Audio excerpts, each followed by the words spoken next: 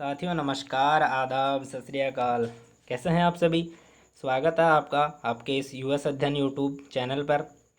साथियों आज अपन डिस्कस करेंगे जो कि अधिगम का पार्ट 4 है। उसके पहले आपके लिए कुछ आवश्यक जानकारी। अगर आपने अभी तक इस चैनल को सब्सक्राइब नहीं किया है तो सब्सक्राइब ज़रूर कर लें और जो बगल में जो बेल आइकन है उसको ज़रूर प्रेस कर लें ताकि जो भी नया आने वाला वीडियो है उसका नोटिफिकेशन आपको मिले और आपको उस वीडियो को ढूंढने में कोई परेशानी न हो। तो आइए साथियों शुरू करते हैं आज का सेशन। आज अपन बात करेंगे जो कि अधिगम का है, जो 5वां सिद्धांत है उसकी अपन चर्चा करेंगे। जो क्वेश्चन आंसर है और अपन बाद में डिस्कस करेंगे। अपन आगे चलते हैं।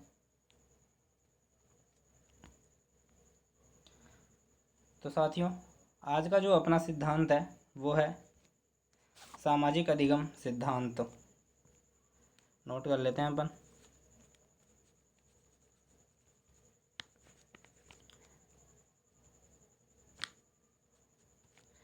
सामाजिक अधिगम सिद्धांत। साथियों पहले सुनिएगा ये सामाजिक अधिगम सिद्धांत है क्या। आज तक जो भी अब डिस्कस किए हैं अपन ने सिद्धांत, उनमें सभी में जो कि ये जानवरों पर प्रयोग किया गया था। तो ये जो सामाजिक अधिगम सिद्धांत है ये जानवरों का नहीं है। ये जो मनोवैज्ञानिक हैं इनका जो प्रतिपादक है मनोवैज्ञानिक वो है अल्बर्ट बांडूरा। नाम याद रखिएगा, अल्बर्ट बांडूरा। इन्होंने कुछ नया ही सिद्धांत दिया है। इन्होंने कहा है कि जो जानवर सीखते हैं वैसा इंसान थोड़ी ना सीख सकते हैं। अगर इंसानों को सिखाना है तो इंसान पे ही प्रयोग करके देखा जाए। तो इन्होंने जो अपने सिद्धांत में है जो कि इंसान पे ही प्रयोग किया है, और वो किस पे किया है अपन आगे लिख लेते हैं उसको। इन्होंने किया है एक तो जोकर पे और एक किया है डॉल पर। इन्होंने 2 बार प्रयोग किया है। अब इन्होंने कहा क्या है, इन्होंने कहा है कि बालक है जो भी समाज में देखता है उनका अनुकरण करता है, उसी के द्वारा सीखता है। बालक है जो कि सामाजिक जीवन में जो अनुकरण करता है और उससे जो सीखता है वही उसका सीखना है। साथ साथ लिखते चलिएगा, याद होता है लिखने से। सामाजिक अनुकरण से सीखता है। अब सामाजिक अनुकरण से सीखिएगा कब, जो व्यवहार जो समाज को अच्छा लगेगा। इन्होंने क्या कहा है दोस्तों, इन्होंने कहा है कि जो बालक है वो समाज में जो समाज के द्वारा जो स्वीकृत व्यवहार है, समाज के द्वारा स्वीकृत व्यवहार, जो समाज के द्वारा स्वीकृत व्यवहार है उसको तो धारण करता है, और जो समाज के द्वारा अस्वीकृत है उसको त्याग देता है। यही है जो सामाजिक अधिगम कहलाता है। एक बार दोबारा देखिएगा, समाज के द्वारा जो स्वीकृत व्यवहार है उसको तो बालक धारण करता है, और जो अस्वीकृत व्यवहार है वो उसको त्याग देता है। यही है सामाजिक अधिगम सिद्धांत, यही कहलाता है सामाजिक अधिगम। आगे इन्होंने कहा है कि जो बालक है वो समाज में, पेंसिल चूज करते हैं, बालक है जो कि समाज में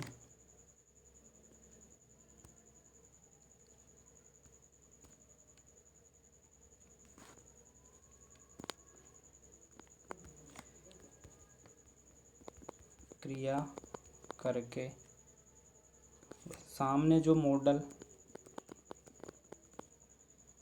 बालक समाज में क्रिया करके अपने सामने जो मॉडल देखता है या प्रतिमान देखता है उसी का वो अनुकरण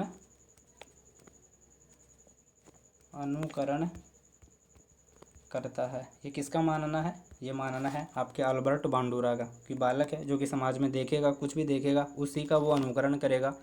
उस जो चीज़ वो देखता है, जो व्यक्ति वो देखता है उसी को अपना प्रतिमान या मॉडल मान लेता है और उसी का अनुकरण करता है। ये किसने कहा है, ये कहा है अल्बर्ट बांडूरा ने। अब इन्होंने एक चीज़ और कही है आप याद रखिएगा। थोड़ा आगे कर लेते हैं इसको।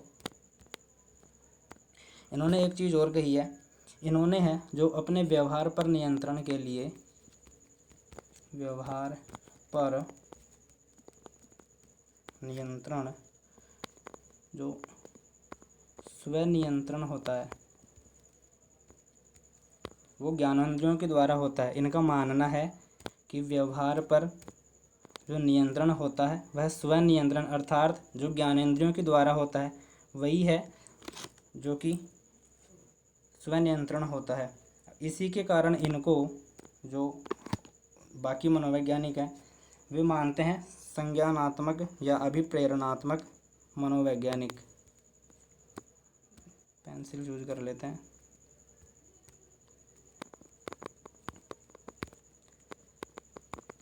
संज्ञानात्मक मनोवैज्ञानिक क्यों मानते हैं, एक बार दोबारा सुनिएगा। इनके द्वारा कहना था कि जो बालक अपने व्यवहार पर नियंत्रण करता है वह स्व नियंत्रण, जो कि उसकी ज्ञानेंद्रिय है, उनके द्वारा वो नियंत्रण करता है, इसलिए इन्हें संज्ञानात्मक मनोवैज्ञानिक भी माना जाता है। और इसी के कारण इनको है जो कि संज्ञानात्मक आंदोलन है, संज्ञानात्मक आंदोलन है, इसका जनक भी माना जाता है। एडिशनल जानकारी है, याद रखिएगा, जनक माना जाता है। संज्ञानात्मक आंदोलन का जनक जो कि है अल्बर्ट बांडुरा को माना जाता है। अल्बर्ट बांडुरा कहाँ के थे, तो इसे भी याद रखिएगा। अल्बर्ट बांडुरा थे जो कि कनाडा से थे।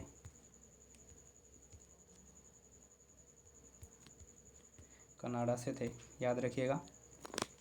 आगे अपन बात करते हैं कि इन्होंने है जो कि 2 बार प्रयोग किए थे। किस किस पे किए थे, एक तो किए थे इन्होंने जोकर पर और एक किया था डोल पर।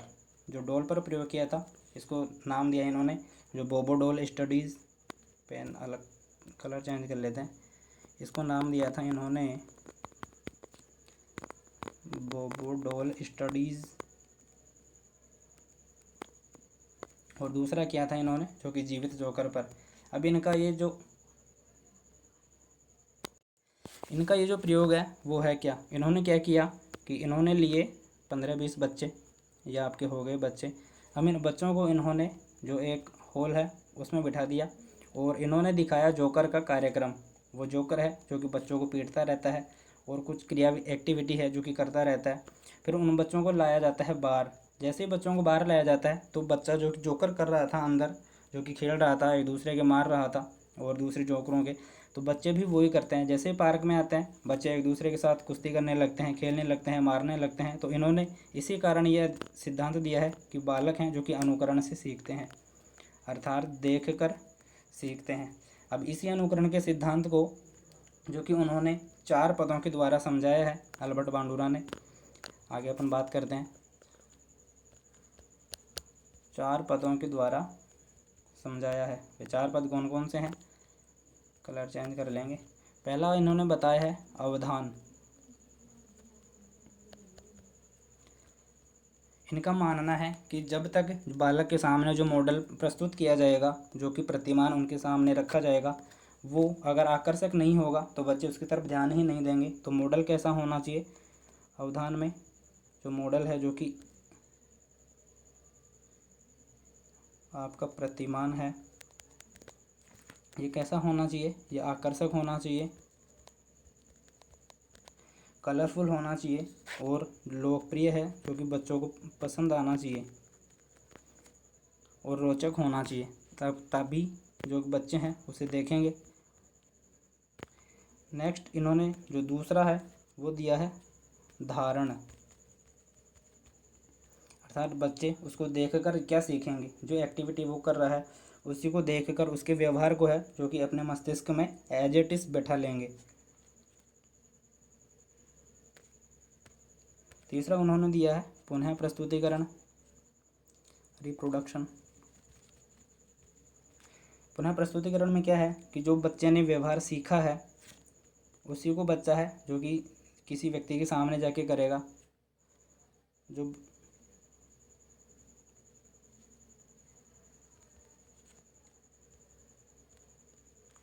व्यवहार को पुनः दोहराना।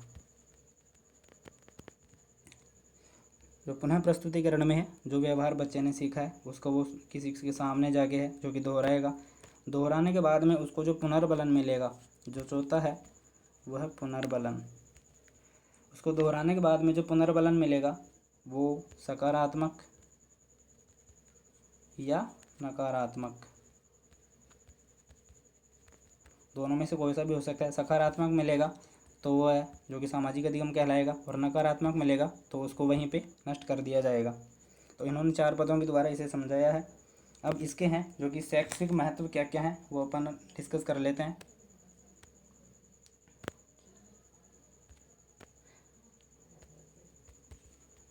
शिक्षा में उपयोग,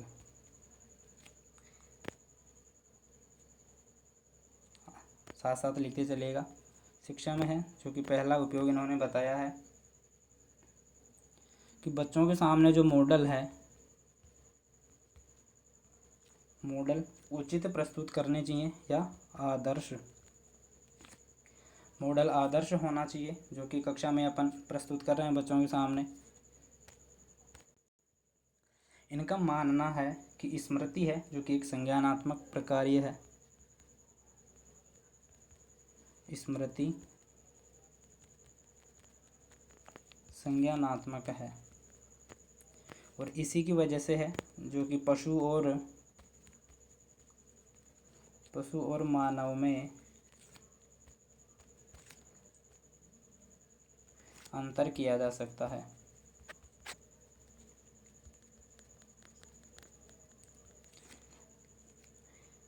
स्मृति एक संज्ञानात्मक प्रक्रिया है और इसी के द्वारा है जो कि पशु और मानव में अंतर किया जा सकता है। कैसे किया जा सकता है? मानव है जो कि संकेत समझ सकता है या जो कि चिन्ह है उन्हें समझ सकता है, और पशु है जो कि ये काम नहीं कर सकते हैं। और इन्होंने जो कि तीसरा उपयोग बताया है वो बहुत ही खास है। थोड़ा पेंसिल हल्का। इन्होंने जो तीसरा बताया ये कहा है कि जो शिक्षक है वो स्वयं बच्चों के सामने है जो कि मॉडल है। प्रत्येक बच्चा किसी न किसी शिक्षक को है जो कि अपना रोल मॉडल मानता है, तो शिक्षक को है जो कि अपना व्यवहार संतुलित रखना चाहिए। शिक्षक जो कि किसी न किसी बच्चे का मॉडल होता है, अतः शिक्षक को अपना व्यवहार संतुलित रखना चाहिए, ये इन्होंने बताए हैं। नेक्स्ट है जो कि अपन बात करते हैं अपना दूसरा अधिगम का सिद्धांत है जो कि छठा अधिगम का सिद्धांत है। 5 अपन ने डिस्कस कर लिए हैं। जो कि छठा है वो है गेस्टाल्ट सिद्धांत। गेस्टाल्ट सिद्धांत किन्होंने दिया? गेस्टाल्टवादियों ने दिया। कब दिया? 1920 में।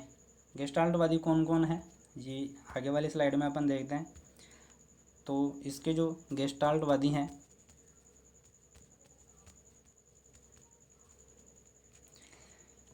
जो पहले गेस्टाल्टवादी हैं जो कि इस सिद्धांत के प्रतिपादक हैं वो हैं वर्दीमर, और जो प्रयोग करता है, याद रखिएगा इनमें थोड़ा डिफरेंस है, प्रयोग करता है वो है कोहलर। बहुत बार कोहलर, माफ़ कीजिएगा यहाँ पे आएगा इधर। कई बार प्रश्न भी ऐसे एज इट इज़ पूछ लिया जाता है कि प्रयोगकर्ता व प्रतिपादक कौन है, तो प्रतिपादक का नाम आए तो वर्दीमर और प्रयोगकर्ता का नाम आए तो कोहलर। 2 और हैं वो भी याद रखिएगा। पहले हैं जो कि कुर्ट लेविन है और दूसरे हैं वो हैं कोफ्का। इनका नाम भी आता है, ये सिर्फ सहयोग करता है, सहयोग करता। अपन बात करते हैं कि ये सिद्धांत है क्या। इस सिद्धांत में इन्होंने ले लिया एक पिंजरा जो कि बड़ा पिंजरा, इसमें इन्होंने लटका दिए ऊपर केले, नीचे इन्होंने डाल दिया एक सुल्तान नामक चिंपैंजी है, इसको रख दिया यहाँ पे, रख दिया इन्होंने छोटे छोटे बॉक्स। अब चिंपैंजी है जो कि सुल्तान नाम है उसका, उसको केले लेने हैं, वैसे वो पहुँच नहीं पा रहा है, तो उसने क्या किया कि ये जो बॉक्स पड़े थे इनको उठाया, केलों के नीचे लेके आया, इन पे चढ़ा और केले उसने प्राप्त कर लिए। इसी प्रयोग के आधार पर इन्होंने जो कि नाम दिया इसे सूझ का सिद्धांत। सूझ का सिद्धांत। दूसरा नाम दिया इन्होंने अंतर्दृष्टि का सिद्धांत। सूझ का सिद्धांत और दूसरा नाम दिया अंतर्दृष्टि का सिद्धांत। अब इस चिंपैंजी ने जो कि इन बॉक्सों का प्रयोग किया है, इसी के लिए इन्होंने है जो कि 3-4 नियम बताए हैं। उनमें पहला नियम है, लिखते चलेगा साथ साथ, समग्रता का नियम।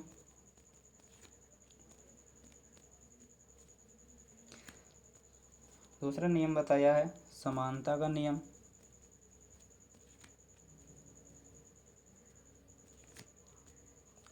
तीसरा नियम उन्होंने बताया है समीपता का नियम।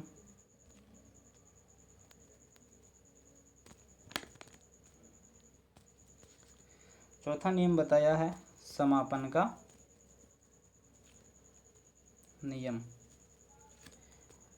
और पांचवा है जो कि है निरंतरता का नियम। 5 इन्होंने है जो कि नियम बताए हैं। अब इन्होंने ये जो प्रयोग किया है ये किया था कैनेरी नामक द्वीप पर। इसको याद रखिएगा, ये एज इट इज़ बहुत बार है जो कि प्रश्न में पूछा जाता है एग्जाम्स में। कैनेरी नामक द्वीप पर है जो कि ये प्रयोग किया गया था।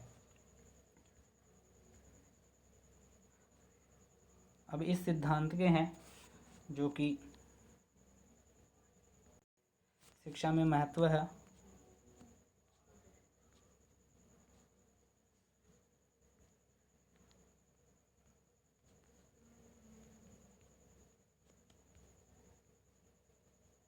शिक्षा में महत्व, तो पहला महत्व है इसका शिक्षा में,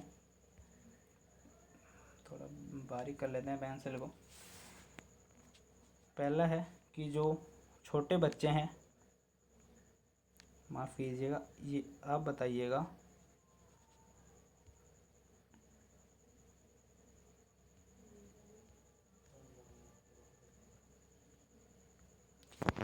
इनका जो शिक्षा में उपयोग है वो है कि जो बड़े बालक हैं, जो किशोर हैं, उनकी बुद्धि का पूर्ण विकास हो चुका है, वे सूझबूझ से सीखते हैं।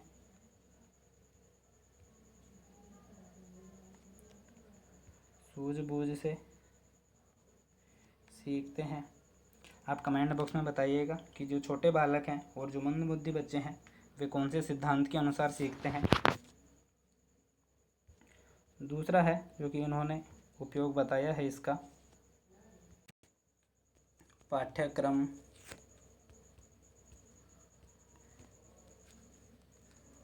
निर्माण में सहायक। तीसरा नियम नहीं, माफ़ कीजिएगा, ये शिक्षा में उपयोग है। तीसरा इन्होंने बताया है जो कि गणित विषय है, विज्ञान है और जो कि व्याकरण है। ये जो विषय हैं, सब्जेक्ट हैं, ये इसी सिद्धांत के अनुसार सीखी जाती हैं सूझ से ही। जिन बच्चों में जो सूझ जल्दी विकसित होती है वो ये सब्जेक्ट आसानी से निकाल पाते हैं। चौथा उपयोग इन्होंने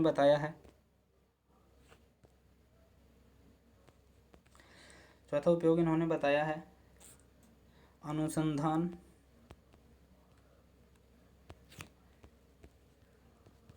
के क्षेत्र में, जो कि इसका बहुत उपयोग होता है। और जो नेक्स्ट है और जो बहुत ही महत्वपूर्ण है, इन्होंने कहा है कि जो यांत्रिक तरीके से सीखते हैं, जो कि पावलोव का सिद्धांत था यांत्रिक तरीके से सीखने का, इन्होंने इस चीज़ का खंडन किया है। जो यांत्रिक तरीके से सीखते हैं उसका इन्होंने खंडन किया है। और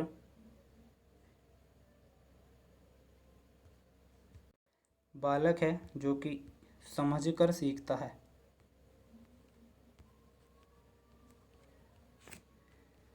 समझ कर सीखता है। तो ये हो गए आपके जो कि दो सिद्धांत हो गए। अब ये जो गेस्टाल्ट है उसका अर्थ भी मैं बता देता हूँ आपको। गेस्टाल्ट का अर्थ क्या होता है? गेस्टाल्ट का अर्थ होता है समग्रता, और ये है जो कि जर्मन भाषा का शब्द है, याद रखिएगा। तो अब अपन क्वेश्चन सॉल्व करते हैं अपने। अगर साथियों आपको ये सेशन पसंद आता है तो इसको लाइक कीजिएगा, शेयर कीजिएगा और चैनल को सब्सक्राइब ज़रूर कर लीजिएगा, ताकि जो वीडियोज़ के नोटिफिकेशन है वो आपको जल्दी मिले। आइए साथियों अपन क्वेश्चन सॉल्व करते हैं। तो पहला प्रश्न अपना, कौन सा सीखना स्थायी होता है? रटकर, सुनकर, समझकर या देखकर? तो इसका राइट आंसर हो जाएगा अपना जो कि ऑप्शन नंबर सी है, समझकर अपना राइट आंसर हो जाएगा। नेक्स्ट अपन बात करते हैं, वाइगोत्स्की बच्चों के सीखने में निम्न में से किस कारक की महत्वपूर्ण भूमिका पर बल देते हैं? नैतिक, सामाजिक, शारीरिक या आनुवंशिक? तो वाइगोत्स्की हैं जो कि बात करते हैं सामाजिक की, जो कि ऑप्शन बी है अपना राइट आंसर हो जाएगा। नैतिक है, नैतिक की बात करते हैं अपने कोहलबर्ग, नैतिक की बात करते हैं कोहलबर्ग, और जो कि वाइगोत्स्की हैं वो सामाजिक की बात करते हैं। आनुवंशिक की बात करते हैं जीन पियाजे। नेक्स्ट अपन बात करते हैं, निम्न में से कौन सा शिक्षक से संबंधित अधिगम को प्रभावित करने वाला कारक है? बैठने की उचित व्यवस्था, शिक्षण अधिगम संसाधनों की उपलब्धता, विषय वस्तु में प्रवीणता और विषय वस्तु या अधिगम अनुभवों की प्रकृति? जो शिक्षक से संबंधित है जो कि अपना ऑप्शन नंबर सी है वो राइट आंसर हो जाएगा। आगे अपन बात करते हैं, सामाजिक अधिगम आरंभ होता है अलगाव से, संपर्क से, भीड़ से या दृश्य श्रव्य सामग्री से? तो सामाजिक अधिगम आरंभ होता है कब से? संपर्क से है, जो कि सामाजिक अधिगम आरंभ होता है जो कि ऑप्शन नंबर बी है अपना राइट आंसर हो जाएगा। आगे अपन बात करते हैं, सीखने की प्रथम अवस्था में सीखने की गति होती है तेज होती है, धीमी होती है, सामान्य होती है या कोई नहीं होती है? जो कि सीखने की गति है प्रथम अवस्था में बहुत तेज होती है, जो कि ऑप्शन नंबर ए है अपना राइट आंसर हो जाएगा। फिर बाल्यावस्था में वो धीमी पड़ जाती है। आगे अपन बात करते हैं, अधिगम अंतर्निष्ठ विधि शीर्षक दिया गया है डेलार्स कमीशन के द्वारा, कोठारी कमीशन के द्वारा, डकार कमीशन के द्वारा या यूजीसी जो कि विश्वविद्यालय अनुदान आयोग है उसके द्वारा? तो इसका राइट आंसर हो जाएगा अपना जो कि ऑप्शन नंबर ए है, डेलार्स कमीशन के द्वारा दिया गया था। नेक्स्ट अपन बात करते हैं, समग्रता के सिद्धांत के प्रवर्तक हैं R S. Gagne, Crow and Crow, B S. Bloom या बी.एफ. स्किनर? तो आप इसको याद रखिएगा। अगर वर्दीमर नहीं आए, प्रवर्तक या प्रतिपादक, वैसे तो वर्दीमर है, अगर वर्दीमर नहीं आए तो क्रो एंड क्रो को माना जाता है।